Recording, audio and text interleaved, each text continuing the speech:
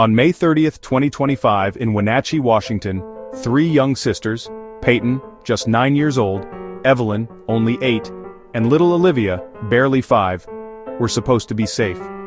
They were spending the weekend with their father, but when their mother returned to pick them up, the girls were gone. Days later, the nightmare became real. Their small bodies were discovered near their father's abandoned truck, and the man who was supposed to love and protect them became the prime suspect. This is the story of the Decker children killings, a tragedy that shattered a community, launched one of the largest manhunts in recent Washington history, and left haunting questions that may never be answered. It began like any other weekend. The girls' mother dropped them off for a scheduled custody visit with their father, 34-year-old Travis Caleb Decker. On the surface, Decker seemed like a normal parent. He had military training, outdoor survival skills, and a reputation for keeping to himself. But behind the scenes, there were warning signs, custody disputes, troubling behavior, and a history of tension between him and his former partner. When the girls didn't return home that evening, panic set in. Their mother called authorities, police arrived quickly, and what began as a welfare check soon spiraled into a desperate search. Within hours, Wenatchee police launched a statewide Amber Alert. Neighbors were questioned, roads were blocked, helicopters scanned the forests. But then, silence. No trace of Peyton, no sign of Evelyn, no glimpse of Olivia. The only clue, Travis Decker's truck.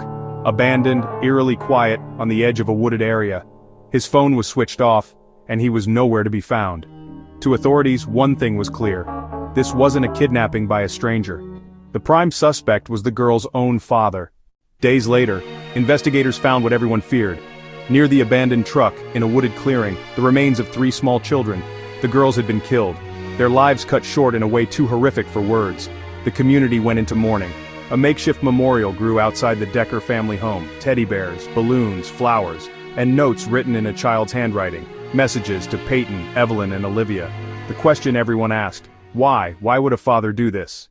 To understand this crime, we have to look at the man now at the center of it all, Travis Caleb Decker. Decker was a military veteran with specialized training in wilderness survival. Friends say he was quiet, sometimes distant.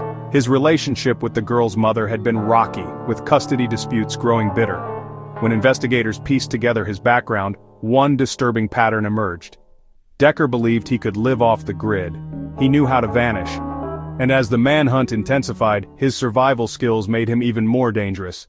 Within days of the discovery, police launched a full-scale manhunt. Dozens of officers combed the forests of central Washington, drones scanned from the skies, heat-sensing cameras were deployed at night, but Decker had disappeared. Authorities believe he may be hiding deep in the Cascades, using his military training to evade capture. Without a phone, without a car, without leaving a digital footprint, he became a ghost. The fear spread quickly. Was he armed? Would he strike again? And most importantly, would he ever be caught? The killings left Wenatchee shattered. Vigils were held in the town square, classmates of Peyton and Evelyn wrote letters, teachers wept. One neighbor told reporters, "They were innocent little girls. We can't understand how this could happen." The tragedy forced parents across Washington to confront a terrifying reality. Sometimes the greatest danger comes from within a child's own home. Why did Travis Decker do it? Was it anger, revenge, mental illness? Police reports hint at a history of domestic disputes, but there is still no clear motive. What we do know is this: 3 children are gone, a mother is left in unimaginable grief, and a father is now one of the most wanted men in America. As of today, Travis Caleb Decker remains on the run. Law enforcement has urged hikers and residents to stay alert. Posters bearing his face are plastered across Washington. The FBI is assisting in the search.